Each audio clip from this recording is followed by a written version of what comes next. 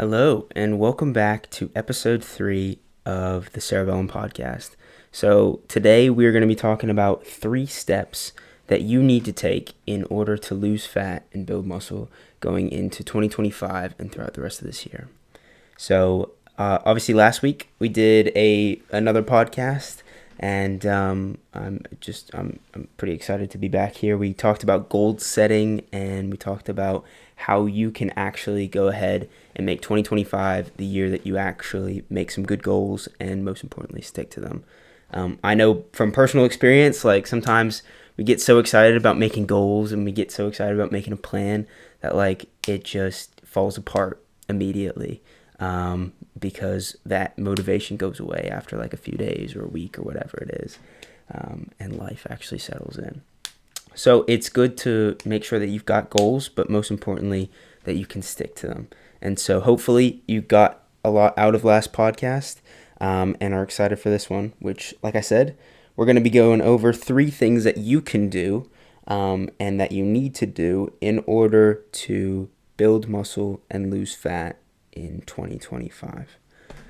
So let's just get right into it. So number one of the 3 things that you need to do in order to lose fat and build muscle is you need to make sure that your nutrition is dialed in order. Not dialed, but you need to make sure your nutrition is set for your goals. So what does this mean? So if you're trying to lose fat and build muscle, there are 2 pieces to that puzzle, right? Losing fat and building muscle. Now, honestly, losing fat is so easy. So easy. Well, I should say simple. It's so simple, right? You just lose weight, right? You just eat less than you are burning. But the hard part is building the muscle along with that. Now, in order to lose weight, you just eat less than you're burning. But if you also want to make sure that you are building muscle, then the next 2 steps that we're going to be talking about are going to be super important as well, and you'll see why. So for your nutrition, what you need to do in order to make sure that it's set on the body recomposition goals of losing fat and building muscle is that you need to make sure that you're having enough protein in your diet. So what does that mean? So protein is something that you're going to find in your body, and it basically is it helps you to rebuild the muscle fibers that you have damaged through resistance training or exercise. So in order to build muscle, I used this analogy the other day on my Instagram. In order to effectively build muscle, what you need to do is you need to break down the muscle so that you can build it back up again and make it even stronger. So if you think about this idea like a bow and arrow, right? You've got a bow and arrow, and in order for that arrow to go super fast and to go, super far, you need to pull that string back of the bow as far back as you can, and then just let it fly. And so if you think about what we're doing with resistance training, well, what we're doing, if you think about your muscle fibers as that string, what we're doing is we're damaging those muscle fibers, like we're pulling back the bow so that we can rest and we can have enough protein so that we can actually go ahead and rebuild that and let that arrow fly. So what you need in order to effectively keep on muscle mass and to build muscle simultaneously in terms of protein is you need at least 0.8 grams per body weight. So what does that mean? So if you know your body weight is, say, 200 pounds, then what you can do is you can say, okay, well, if my body weight's 200 pounds, what is 0.8 times 200? 0.8 times 200 is 160. So that's the amount of protein in grams that you need to be eating on a daily basis, at least that amount. Now, if you're 100 pounds, obviously it's 80 grams or, whatever weight you are, you can calculate that by simply doing 0.8 times your body weight. And that's the amount of grams of protein that you need at least per day. If you can get more is better, but you want to make sure that you're having that amount. Now, what does this also mean? This means that once you get those grams of protein in, at least 0.8, right, 80% of your body weight, then you can have other stuff as well, right? Let's just say, for example, you need 100 grams of protein per day, because I'm not going to do this math, but you're like 130 pounds ish, right? That's whatever is 100 grams of protein for you. Like if you're say 120 pounds and 80% of 120 is 100 grams, then that would be about 400 calories of protein per day. Now, you're not just going to be eating protein per day. You're going to be eating a bunch of other stuff because you need those calories. So in order to, like I said, lose fat and build muscle, you need that protein, which is 0.8, but also you need to be in a caloric deficit. So a caloric deficit is literally just you eating less than you're burning. So if you want to lose a pound per week, you have to be about 500 calories under what is called your maintenance calories. So your maintenance calories are how many calories your body needs on a daily basis just to stay at pretty much the exact same weight. And so there are a few factors that go into this. But if you want to see, hey, what is my my maintenance, right? How much do I need on a daily basis? I mean, there's a bunch of calculators online that you can go to. My favorite, which is called TDEE, which stands for Total Daily Energy Expenditure Advanced. TDEE Advanced. And if you type that into Google or Yahoo or whatever, the first thing that comes up is going to be called, it's called energy expenditure. And that's the link that you click on. So just type in TDEE Advanced into your browser, and the first thing that comes up, which will be called like energy expenditure, click on that, and that is the one that I found is the most effective and is most beneficial. So if you want to learn what your maintenance calories, so you can figure out how much you need to eat on a daily basis to lose weight, then go to TDEE Advanced on your browser. And so like if you want to lose, let's just say a pound per week, then you need to eat 500 calories below what your maintenance calories are. So if your maintenance calories are 2,000 calories per day, just to stay the same weight, then you need to be eating about 1,500 calories. If you want to lose half a pound per week, then that's like 250 below your maintenance. And then obviously going past like 750, that's, a pound and a half and so on and so forth. I'd say if you want to make sure, it really depends on your situation. But I'd say for the most part, you probably want to stick around maximum 700 calorie deficit, maximum. I wouldn't really go over that. One, because it's not sustainable, and two, because you're going to be losing excess muscle. Because what happens when your body is in a deficit, in a caloric deficit, is it literally just takes whatever it can, your stored form of energy, and it goes ahead and essentially uses that as energy. So that's why when we lose weight and we want to lose fat, we eat less than we are burning so that our body can use the fat on our body to actually use that as energy. But if we're in too much of a deficit, our body would be like, oh, okay, that's not good. Okay, we're going to use the fat, but we're also going to use some of the muscle as well because we can use that as energy. So what you want to make sure is you're not going over 700 calorie deficit. So for example, if your maintenance calories are 2,000 calories and you are doing a 700 calorie deficit, that's 1,300 calories you're eating per day. You do not want to really go below that because you'll just be sacrificing unnecessary muscle. So more isn't necessarily better. Generally, the closer that you are to your maintenance calories in terms of your deficit, the higher percentage of muscle that you'll keep on. Now, if you are losing, if you are eating 500 calories less than your maintenance on like a daily basis, and say you do that for 8 weeks, right? You can expect about 8 to probably 12 pounds that you're going to lose. Usually just a good rule of thumb is about a quarter is going to be muscle of that, most likely. Now, depending on, some of the other steps that we're going to be talking about as well, you can mitigate that. But say a quarter, maybe a fifth of that is going to be muscle. And that's just what happens. But like I said, the closer that you are to your caloric maintenance, the higher percentage of muscle that you'll keep on, as well as using the other steps that I'm going to talk about in a minute. Okay, so with nutrition, big things there are protein. You're getting at least 0.8 times your body weight in grams of protein per day. You can get that through whatever you like. Obviously, things like egg whites, things like eggs, things like protein shakes that are NSF certified. We talked about that before. Things like steak, things like chicken, things like fish, all great sources of protein.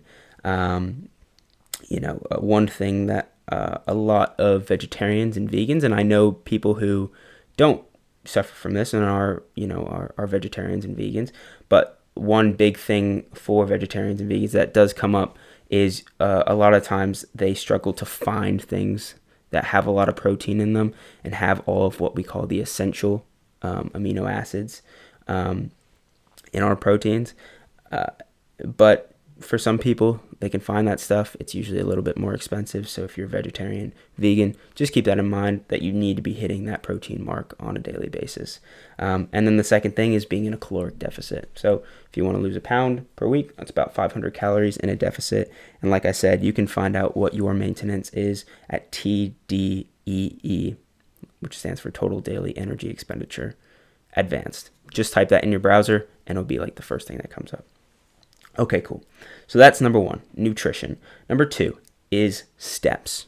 So why do I say steps? Josh, you're always on Instagram. You're always talking about steps.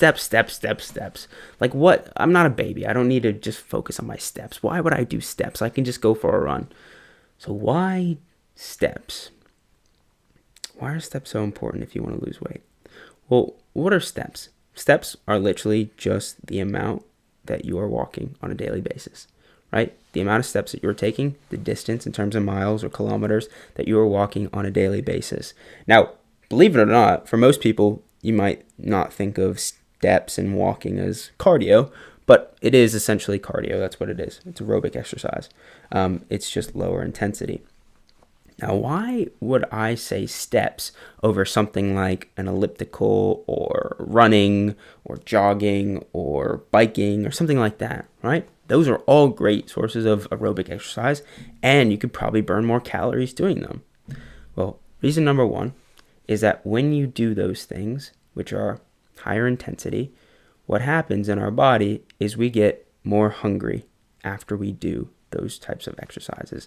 And like we just talked about, one of the most important things that you need to do, or actually probably the most important thing in order for you to lose weight, is to be in a caloric deficit, meaning eating less than you are burning. So you're already going to be hungry because your body's like, hey, I need some food, right? I can't keep up. I can't keep the same weight. I need some food. And then you're going to go and do high intensity or moderate intensity exercise on top of that as well, like cardio. Doesn't make sense. You're going to be even more hungry, and that's going to be less sustainable for you.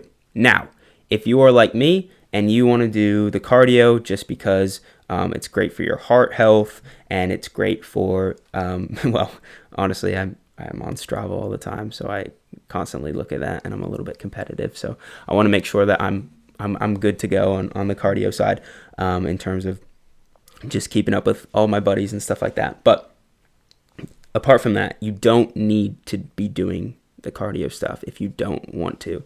I'd say that's very, very supplemental. If you have extra time and you really, you like I said, you want to work on your VO2 max or something like that, absolutely fine. But just keep in mind that you are probably going to be more hungry as well because you're burning more calories and your body is like, whoa, hold on, this is pretty intense. Like, let's get some more calories in. But you got to stay true to the caloric deficit. Okay, so this is why we do steps. Now for steps, you might say, okay, if I'm doing steps, like how many do I need to do per day? So it really depends on where you're at.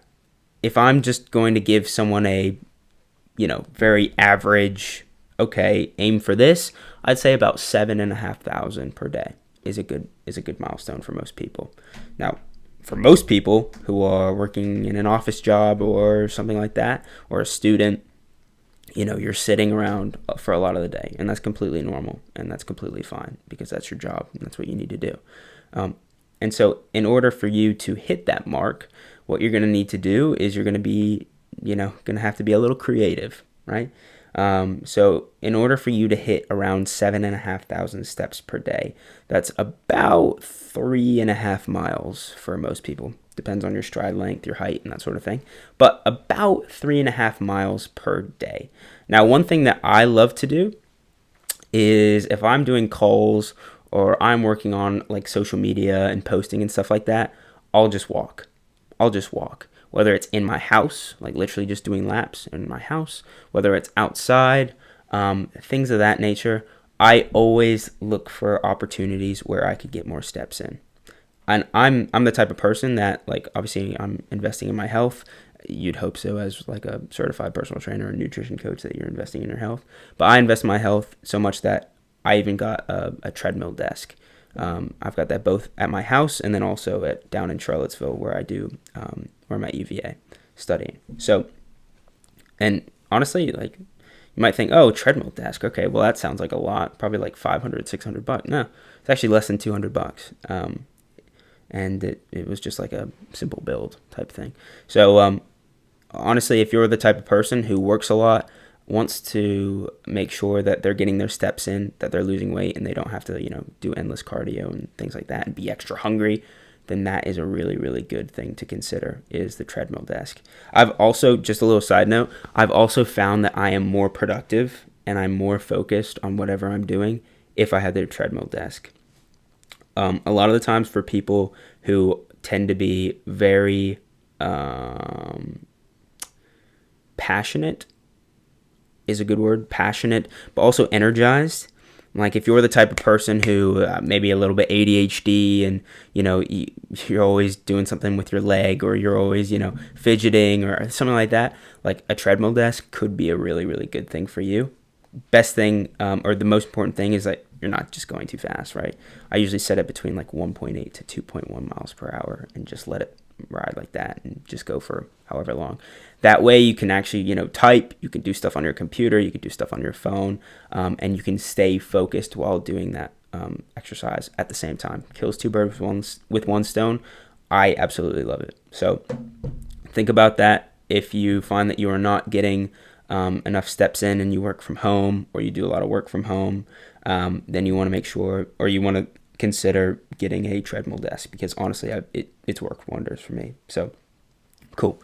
So you're going to have to be creative with how you're getting your steps in. Like I said, going whenever you're doing calls, if you're doing social media and just on your phone, that sort of thing, see if you can do that just by walking around the house or outside, that sort of thing. Obviously, look out for cars and other people and stuff like that. I'm not telling you to walk in the middle of the road with your phone and not look up. I'm not doing that, but be safe.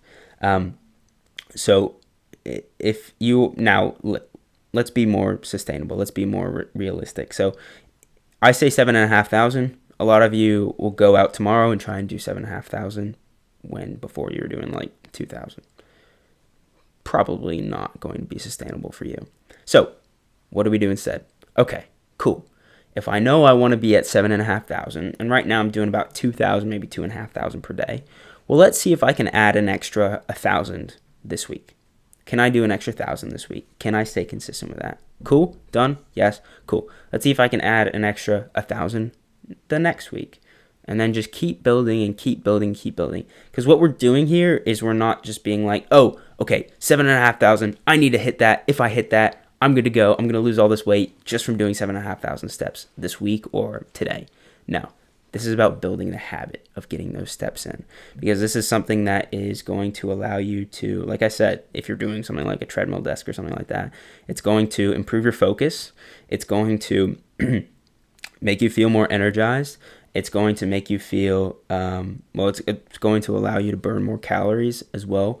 And you're not going to be hungry as you would be if you did like endless cardio and elliptical and all that stuff. So that is steps. Now, if you are someone who wants to do more than 7,500 and you can sustain that for at least, 4, 5, 6 days a week, perfect.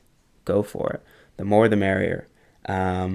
You're, I mean, it's one of those things. It's, I love going outside and I love getting my steps in. And a lot of times you can just sort of, you can listen to a podcast, you can listen to music. Or a lot of times, like what I like to do, sometimes when I'm running too, is I like to just not have anything and just sort of figure out things in my head or think about things and that sort of thing. So that's steps.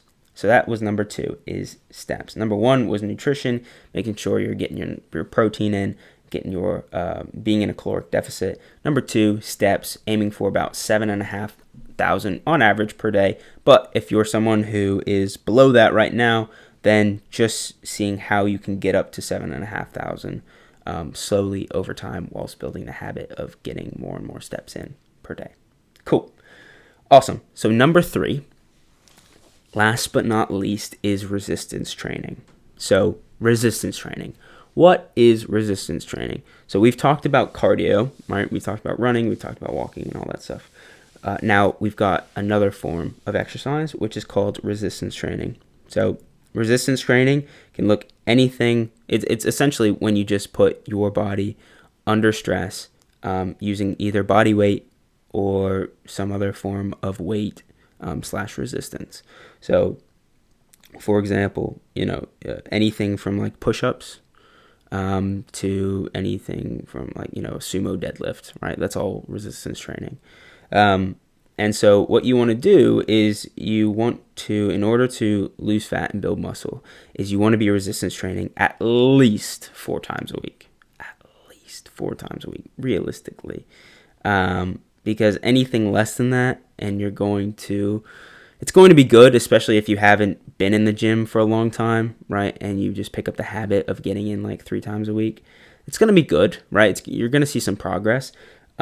But realistically, for most people, it's going to be 4, 5 times a week, especially if you're someone who is, say, above the age of 30, 35, and your testosterone is just naturally dipping a little bit. You're going to be wanting to hit the weights, closer to that 5 times a week mark, for sure. Now, you don't really want to go over that, right? Like, I would recommend that you don't really go over 5.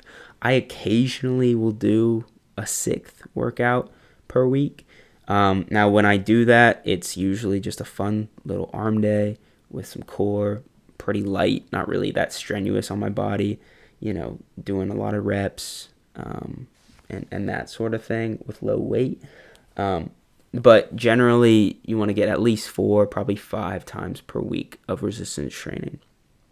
Now, like I said, you can do things like body weight exercises and stuff like that. And like I said, if you're new to the gym, you're new to working out, you're going to see a lot more progress with that than if you're someone who has previously been in the gym for a while or has been previously doing body weight exercises for a while.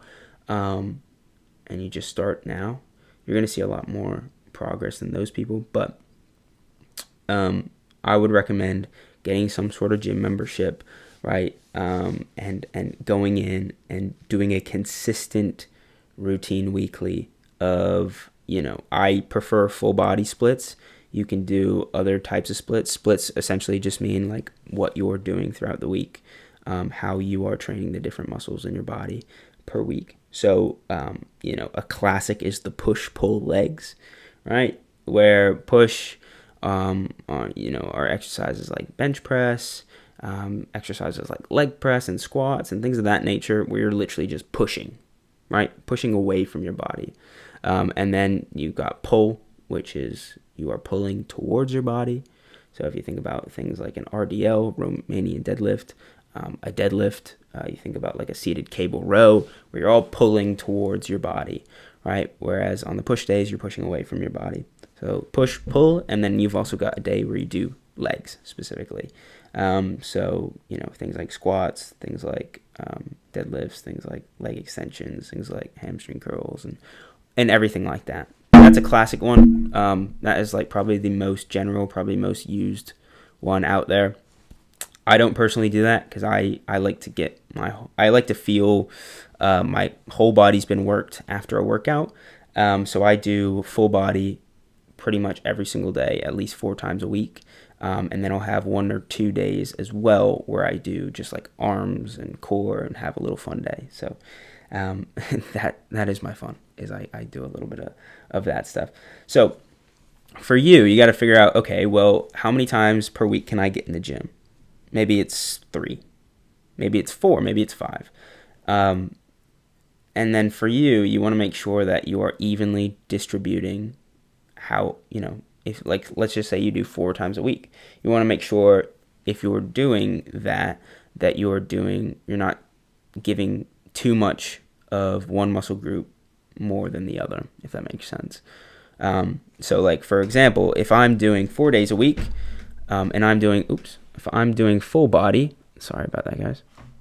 If I'm doing full body, then I'm going to make sure that I'm doing 2 days where I'm doing what we call the anterior chain, so the front of your body. Then I'm doing 2 days where I'm doing posterior chain, so the back of my body, right? And it's not 3 days for the front and then 1 day for the back, but it's evenly distributed because over time that's going to make a difference. And you don't want to get like, muscular imbalances and stuff like that, because that just leads to injuries and things like that. So really important that you are doing resistance training for at least 4 times a week. Now, when it comes to the actual program, like I said, it depends on you. It depends how many times you can go to the gym per week, and that sort of thing.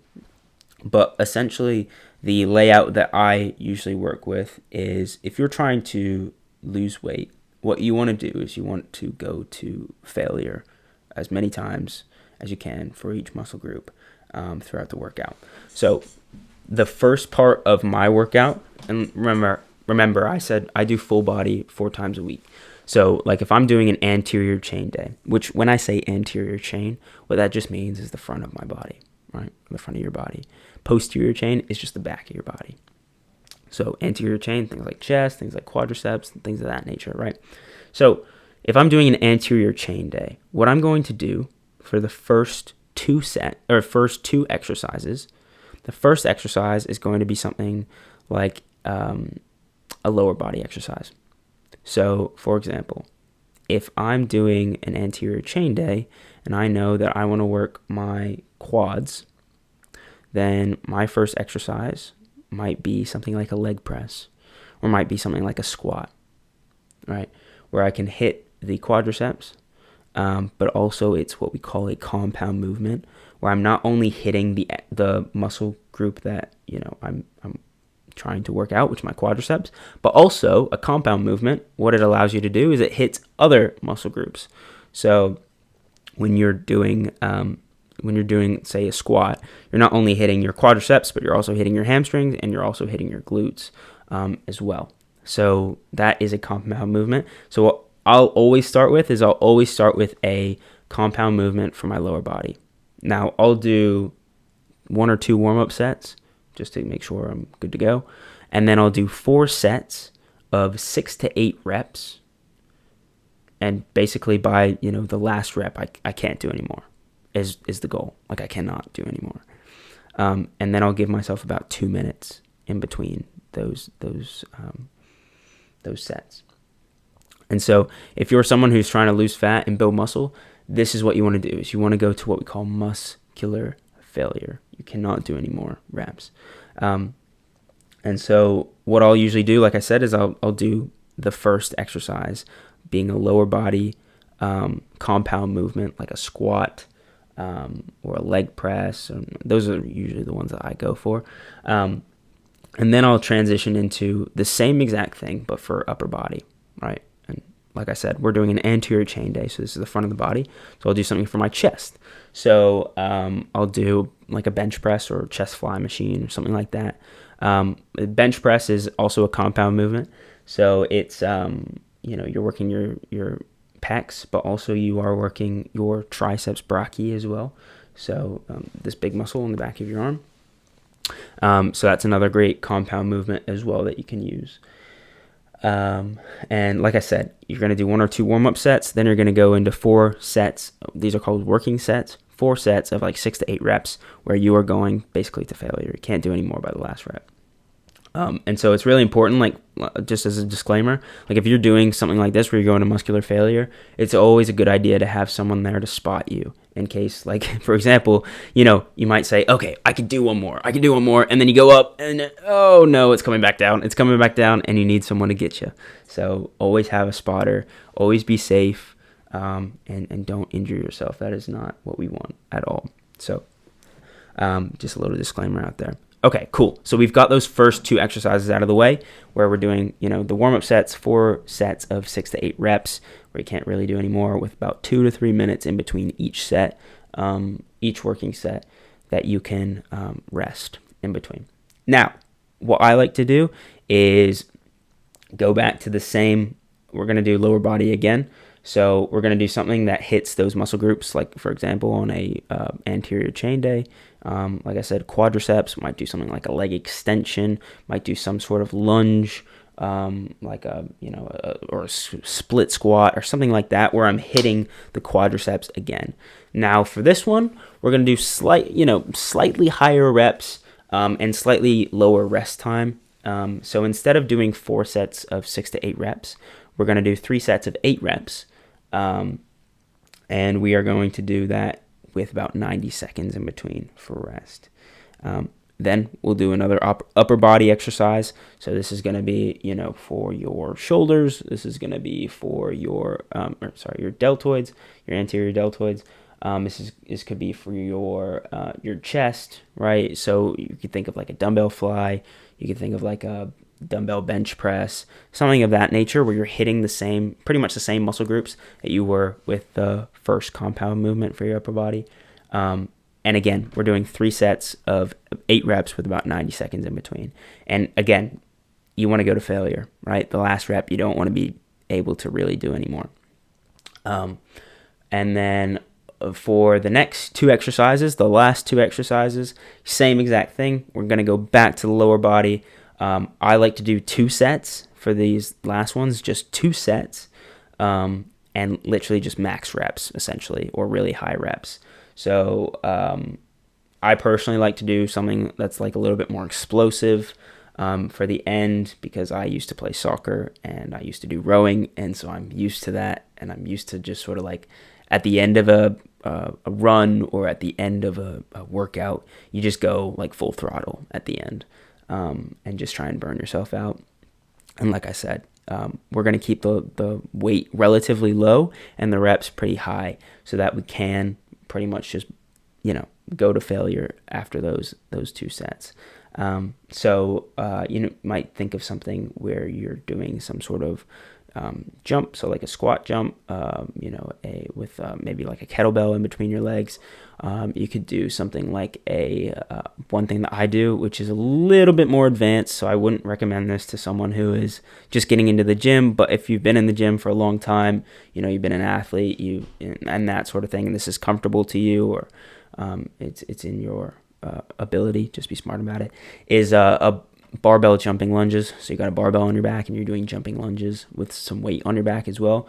Like I said, probably want someone there as well to spot you, just in case everything goes wrong, and we don't want anything to happen to you. So doing 2 sets of max reps for pretty much the same muscle groups that you're hitting for your lower body, and then you're going to do the exact same thing for your upper body. So 2 sets of max reps, right? Maximum reps, as many as you can, with lighter weight for same type of muscle group. So one thing that I do, again, another explosive exercise, is clapping push-ups. So I'm just going to do, it's basically a body weight exercise, where I'm just doing a regular push-up, but once I push off the ground, I leave my whole upper body off the ground, and I do a clap, and then I come back down, catch myself, and do another push-up, go back right into the next rep. So, thinking about, like, for you, maybe that could be just, it could be like an incline push-up, and just doing as many as you can. Thinking about an exercise that will be beneficial to you and that you can do, and that you can do a lot of, that will just burn you out basically with 2 sets. And the rest time in between these 2 sets is going to be very minimal. It's going to be less than 60 seconds, because we're just trying to burn ourselves out essentially at the end of the exercise. So that's the resistance training. Again, all of this is what I do. I'm not necessarily saying this is exactly what you should do, but if I was going to lose fat and build muscle like I am right now, then this is exactly what I am doing. And I would do four times a week of doing something like that, and then I do 1 or 2 days per week where I do literally just the ego muscles, right? Biceps, triceps, get a little bit of core in there, and have a little bit of fun with it. Okay, so there you go. Our 3 steps to take away if you want to lose fat and build muscle are this. Number 1, nutrition. Making sure that you are eating at least 0.8 grams of protein per body weight. So per pound of your body weight. So if you are 200 pounds, you're eating 160 grams of protein per day. And you are in a caloric deficit. If you want to lose a pound per week, you're going to eat 500 calories below your maintenance. And then, 300, 250 calories is about half a pound. 700, 750 is about a pound and a half per week. Don't necessarily want to go over that too much because then you'll be compromising your weight loss with muscle, and you'll be losing extra muscle mass that you don't need to. So want to be, below that 700 mark. And then that's number 1. Number 2 is steps. So wanting to aim for, on average, about 7,500 steps per day. Steps are great because they are a great form of cardio that you can do on a daily basis that are sustainable and will not make you hungry or as hungry as high intensity cardio like running or swimming or something like that would make you. So I'm not saying you can't do that stuff, but just keep in mind that it's going to make you more hungry and is sometimes not as sustainable as just getting more steps in. So aiming for about 7,500 steps per day. And lastly, with the steps, if you are doing like 2,000 or 3,000 per day, don't go straight to 7,500. Slowly build up over time. Do maybe 1,000 more this next week. If that's good, perfect, cool. Next week, let's do 1,000 more than that, and just continue until you can get to at least 7,500 steps. And if you're someone who can do even more than that and loves to do even more than that, do more than that. Absolutely, go for it, Tiger. Great. Number 3 is resistance training. Resistance training, you'll want to do at least 4 times a week if you want to lose fat and build muscle. Generally, the older that you are, you're going to want to do more resistance training, so closer to that 5 times per week. I wouldn't necessarily go over 5 times, definitely not over 6 times a week. You want at least 1 recovery day per week where you can fully recover, if not 2. And when you're doing this, you want to make sure that you are going to muscle failure, but you are, if you're going to muscle failure, you've got someone who can spot you so that you make sure that you are safe and that you do not hurt yourself. And like I said, all of this is what I do. I'm not necessarily saying that you should do my exact program, but this is necessary. This is what I do, and this is what has shown results for me as well as the people that I work with as well. And doing that 4 times a week. And I like to do full body. Most people that I've worked with who used to do like push-pull legs or just do like upper body and then lower body the next day, they absolutely love full body. So give it a try, give it a go, and always talk to your doctor before making big old changes in your nutrition or in your exercise activity levels as well. Okay. All right. So like I said, those 3 steps: number 1, nutrition; number 2, steps; and number 3, resistance training. So those are the 3 steps that I would use and I am using in order to lose fat and build muscle on a consistent basis. So what we're going to do next time is we're going to dive into in the next episode, we're going to dive into the first step, which is nutrition and protein, and go a little bit deeper into nutrition, what that could look like for you in order to improve your overall energy, and talking a little bit more about protein and all of those sorts of things as well, so that you can make sure you are building muscle as well as losing fat simultaneously. Okay? Well, thank you guys for listening to another episode of the Cerebellum Podcast.